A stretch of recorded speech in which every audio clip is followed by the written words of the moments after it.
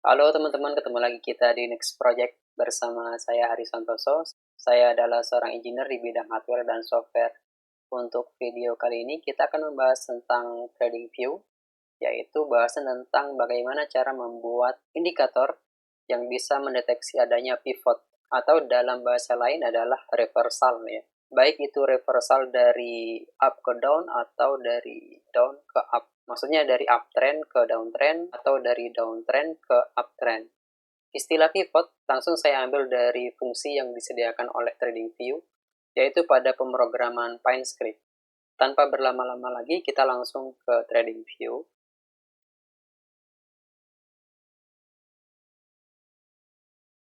Ya, ini kita masih dalam koin ya, koin XRP USDT.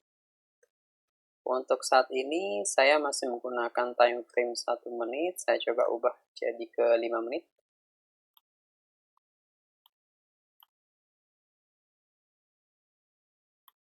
Jadi saya ubah ke 1 menit aja biar lebih kelihatan proses ininya. Maksudnya proses perubahan ketika dia dalam kondisi real time. Jadi setiap 1 menit grafik ini akan berubah nantinya sesuai posisi harga saat ini. Jadi proses yang dideteksi kita bisa bagian sini nanti ya, bagian sini, kemudian bagian di bawah sini, bagian di bawah sini, bagian di bawah sini. Jadi proses perubahan antara trend ya, uptrend atau downtrend. Tapi kalau kita lihat sekilas kurang kelihatan kalau dia time frame 1 menit. Saya coba cek yang 3 menit. Barangkali kita coba pakai ini. Jadi yang akan kita deteksi adalah bagian sini, bagian sini, bagian sini, bagian sini. Mungkin termasuk ini juga akan kena nanti. Atau bagian sini juga. Dan bagian-bagian yang sekiranya dia perubahan tren. Coba ini saya akan ubah jadi yang lain. Oke, begini. Jadi kalau dia bentuknya masih data mentah, maka proses pendeteksiannya biasanya salah deteksi. Kenapa? Karena tidak mulus ya. Garisnya itu tidak mulus, jadi kadang proses pendeteksiannya itu keliru. Tapi kita langsung coba aja. Jadi untuk pivot kita bisa masuk ke Pine Editor.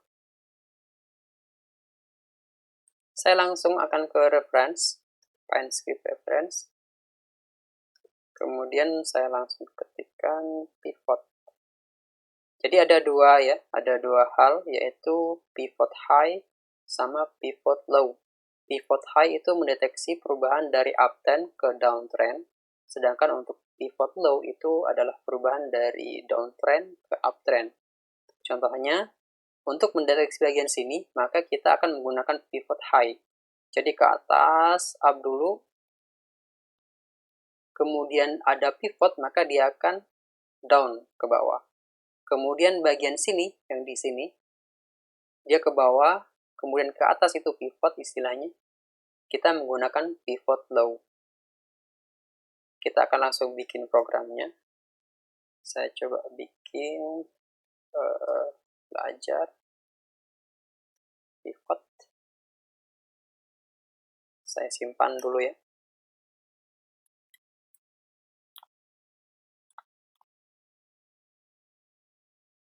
Saya ganti size-nya dulu.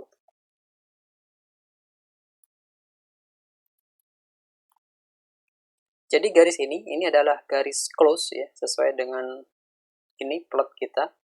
Kemudian ini saya coba biarkan aja. Saya akan membuat variabel bernama down. Jadi ini adalah pivot high nantinya. TA pivot high. Kemudian kita menggunakan data close. Jadi data close yang akan kita deteksi. Oh iya, ini ada yang belum saya sampaikan ya. Saya coba kembali ke pivot high dulu. Pivot high dan pivot low itu mempunyai parameter yang sama ya. Jadi yang pertama adalah source, yang kedua adalah left bar, yang ketiga adalah right bar. Pivot low juga sama ya. Yang pertama adalah source, kemudian left bar, kemudian right bar. Maksudnya seperti ini. agar lebih jelas saya akan ubah ke candle. Saya coba zoom dulu ya.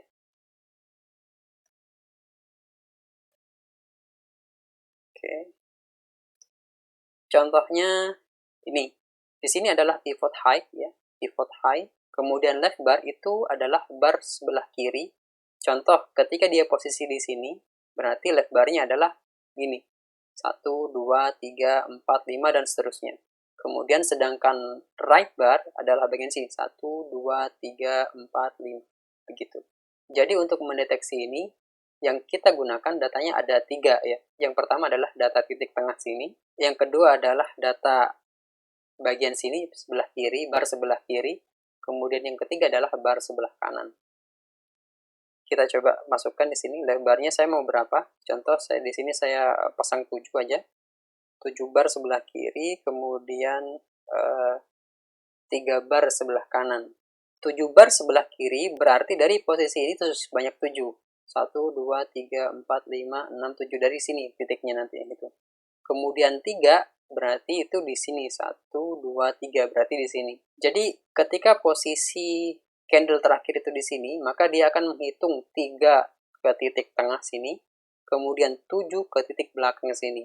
Nah, itu inti dari untuk pivot ya. Entah itu pivot high, pivot low, itu sama saja. Berikutnya kita akan menggunakan plot shape untuk mendeteksi kondisi ini ya. Plot shape. Down, kondisinya adalah down. Kemudian parameternya kita bisa lihat di sini nantinya. Plot shape. Title bisa kita abaikan, stylenya apa, locationnya di mana, warnanya apa, offset, dan seterusnya bisa kita atur. Contoh, stylenya kita bisa menggunakan seperti ini, shape.xcross. Style sama dengan shape.xcross. Kemudian untuk lokasi, ya, lokasinya seperti ini. Location.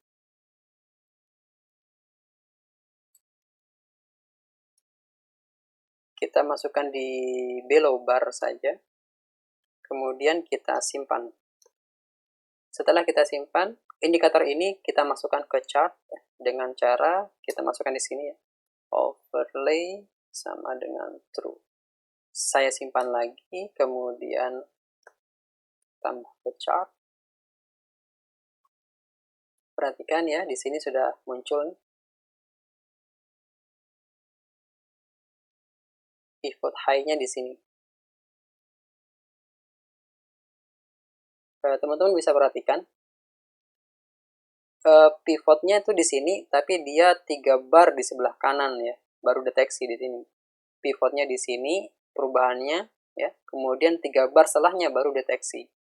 Ini juga sama, kayak gini. Pivotnya di sini, kemudian 3 bar setelahnya ada tanda seperti ini. Kenapa? Karena kita menggunakan 3 bar di sebelah kanan. Misal kita menggunakan 2 bar, maka tanda itu akan geser nantinya, kayak gini. Dia akan geser 2 bar di sebelah kanan, kayak gini. Cuman dia proses deteksinya jadi keliru kayak gini. Harusnya di sini nggak terdeteksi, tapi malah dia terdeteksi. Karena kita menggunakan 2 bar. Jadi untuk yang ngerak bar ini bisa menentukan akurasinya nanti. Misalkan kita ubah jadi 5. Oke, maka prosesnya adalah di sini, di sini, di sini, di sini.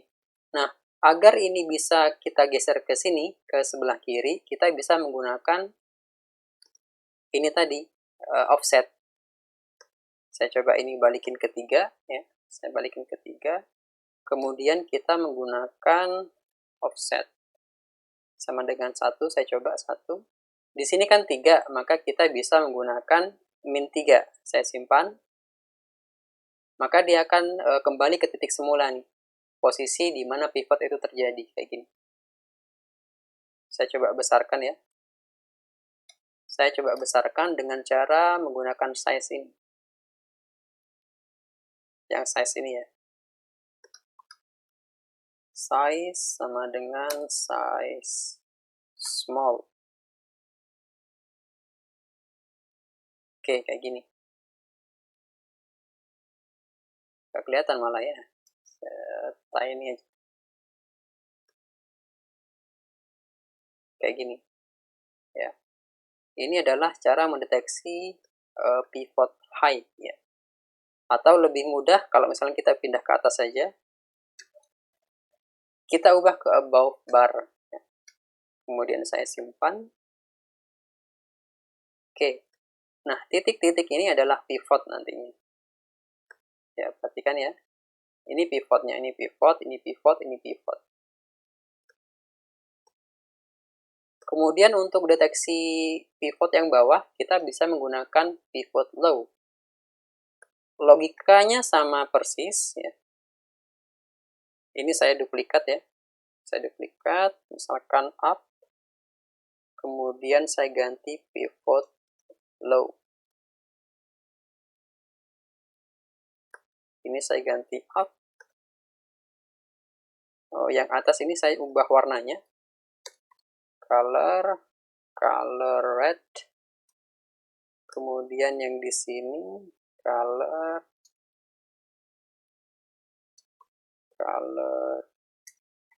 green. Ini saya ubah ke below bar.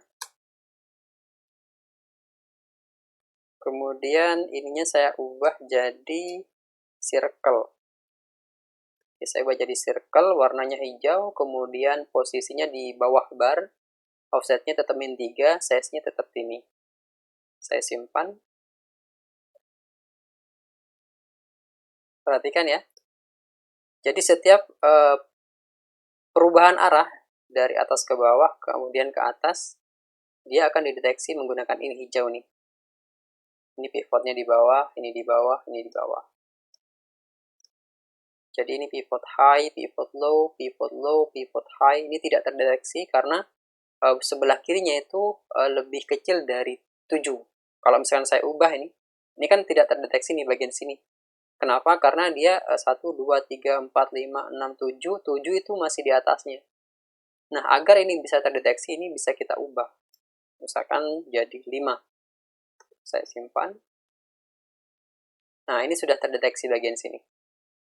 Nah, ini tidak terdeteksi karena dia hanya 1, 2, 3. Nah, itu ya. Itu gunanya untuk left bar sama right bar. Bisa diatur sendiri nanti. Nah, ini akan berpengaruh juga ketika kita ubah time frame-nya. Misalkan saya ubah jadi 5 menit. Kayak gini.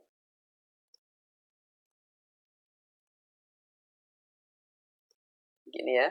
Kemudian ini saya ubah jadi 15 menit contohnya.